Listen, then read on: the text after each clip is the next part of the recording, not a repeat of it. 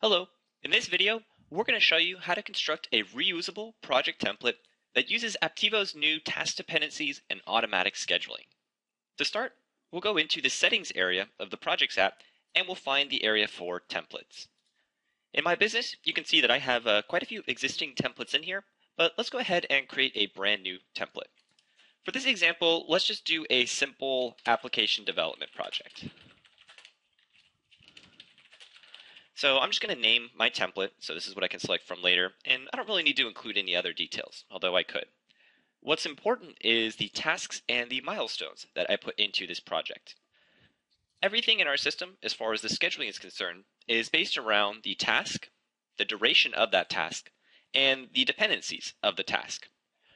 The fastest way to piece together a brand new project from scratch is going to be to create your first milestone, and then we can create each task inside of the milestone. So in this example, let's just create our first milestone called Discovery, where we'll take in some requirements about the project. And we can click on this milestone to get this side panel view. And this will be the fastest way to go ahead and create a new task underneath the milestone. So maybe we have just an initial client meeting in there, and we think that'll go over a couple days, about 20 hours of total effort. And in this case, we're going to see the dependency field here. We're going to leave it completely empty to indicate that this task starts on the first day of the project. Now, once I've created the first task, we can create the second item.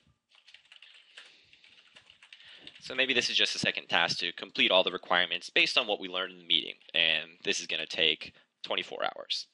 One thing I want to point out right here is these estimated hours you are typing in.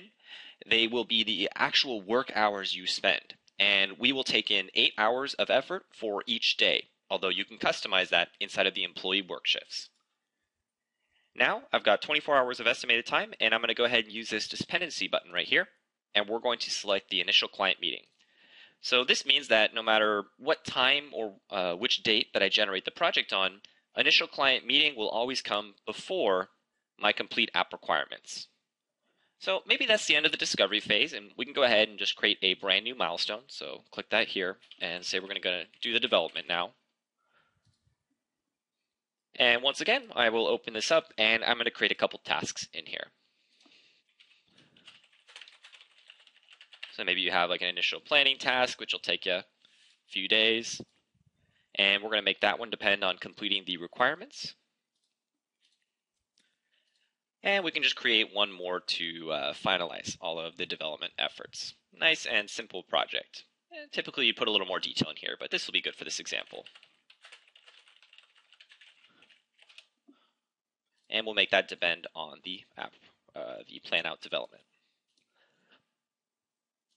Okay, and then maybe we have a third and final phase for getting the customer to review our project at the end.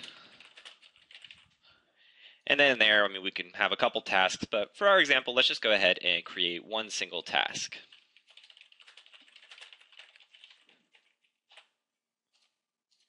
And we'll make this one dependent on the completion of the development.